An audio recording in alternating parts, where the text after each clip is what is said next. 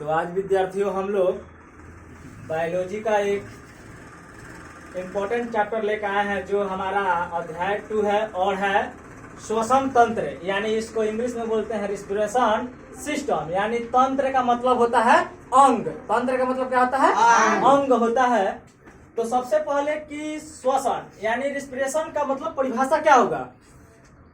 श्वसन किसे कहते हैं? सांस लेने छोड़ने की प्रक्रिया को श्वसन कहते हैं। बहुत बढ़िया, मतलब सांस लेने और छोड़ने की प्रक्रिया को हम क्या कहते हैं? श्वसन कहते हैं।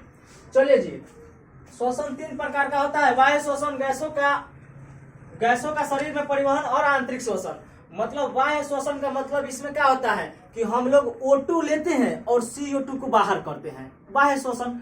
और ये श्वसन गैसों का शरीर में परिवहन होता है कि जो जाता है हम लोग को फेफड़े में, वहां से हम लोग को सारे, यहाँ से आंतरिक श्वसन मतलब सारे अंग तक वो पहुंचाता है, मतलब सारे तंत्र तक।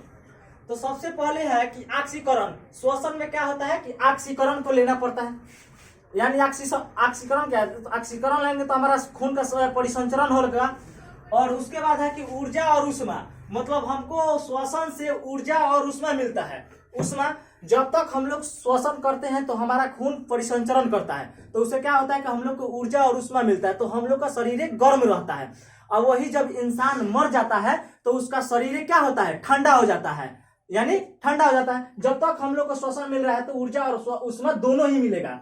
तो आते हैं, हम समझते हैं यहाँ कि श्वसन अंग क्या है, मतलब श्वसन अंग क्या है।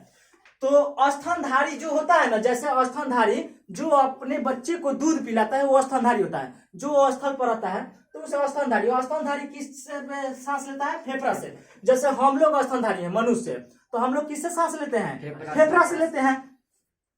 और फेफड़ा से कभी कभी हम लोग बचपन में जानते थे, बचपन में कि हम लोग जो सांस लेते हैं वो नाक से लेते हैं, तो नाक बंद कर लेते थे तो मुंह से लेने लगते थे ना।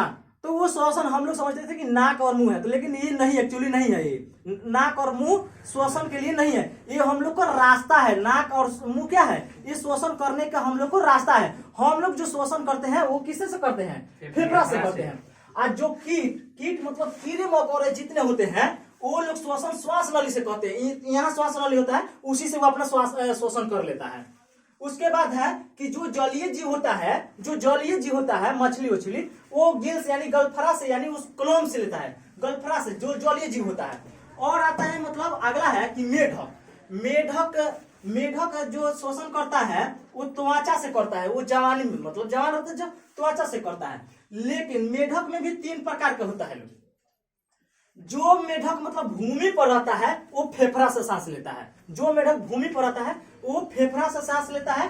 आज जो भूमि के मतलब जमीन के अंदर, वो निष्क्रिय में चला गया, उसका निष्क्रिय स्थान चला गया, यानी वो किससे लेगा? त्वचा से लेगा। और एक जो होता है टेडपोल, वो मेढक होता है जो मतलब बरसात में नहीं, छोटा छोटा लगता है कि मछली है। बचपन में उसको लेकर आते थे तो लगता था कि मछली पाल रहे हैं, बाद में हो जाता था मेढक, तो उसको हम टेडपोल बोलते हैं। वो किससे सांस लेता है? वो भी गलफरा से, यानी गिल से लेता है। तो ये मेढक 3 तरीका से सांस लेता है लोग। और उसके बाद आता है श्वासोच्छ्वास, मतलब सांस अंदर लेना और सांस को बाहर छोड़ना। इन दोनों क्रियाओं को आपस में जोड़ देना, उसके हम क्या कहते हैं? श्वासोच्छ्वास कहते हैं।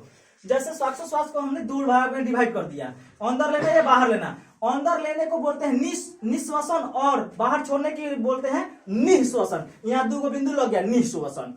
इंग्लिश में इसको बोलते हैं इंपैरेशन, लेने को इंपैरेशन और बाहर निकालने को एक्सपैरेशन।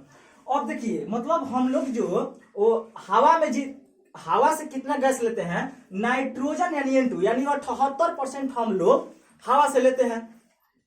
और ऑक्सीजन हम लोग यानी O2 21% सांस लेते हैं। और कार्बन डाइऑक्साइड यानी CO2 यानी 0.03% लेते हैं। हम लोग ये अंदर लेते हैं, यानी इन करते हैं। और बाहर निकालते हैं कितना? मतलब एक्सपायरेशन कितना करते हैं? नाइट्रोजन 78% लिए, 78% निकाल दिए 78%। O2 लिए 21%, निकाल दिए 17%। 4 का अंतर मिला, यानी 4% हम लोग का कहीं ना कहीं शरीर में एक्सेप्ट किया होगा। और उसके बाद कार्बन डाइऑक्साइड लिए थे 0.03% और निकाल दिए 4%। तो यानी कि इस 4% का हेर फेर होता है। सबसे पहला बात है कि ये मनुष्य का श्वसन अंग रथी है। यहाँ आप लोग समझते हैं कि यहाँ से जो मुख से सांस लेता है, इसको नाक है, उसको नासिका वेशन करते हैं। यहाँ सबसे पहले समझिए डायफ्राम, डायफ्राम क्या होता है? हम लोग जब सांस लेते हैं ना, सांस ले लेते हैं, ऐसे सांस ले लिए तो डायफ्राम क्या होता है? नीचे चला जाता है।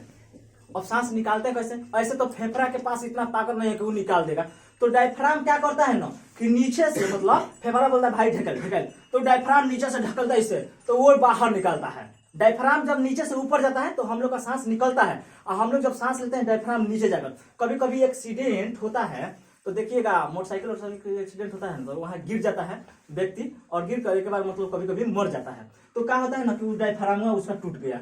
डायफ्राम जो है ना ये मांस का बना होता है, ये डायफ्राम मांस का बना होता है। यही इसका डायफ्राम टूट गया, यानी मतलब वो कभी कभी फिल्म में देखते हैं कि घर पर से कूदा और गिरते गिरते मर गया, यानी उसका डायफ्राम टूट गया, यानी ये डायफ्राम जो है मांस का बना होता है। तो यही है। इसके बाद इसको नोट कीजिए।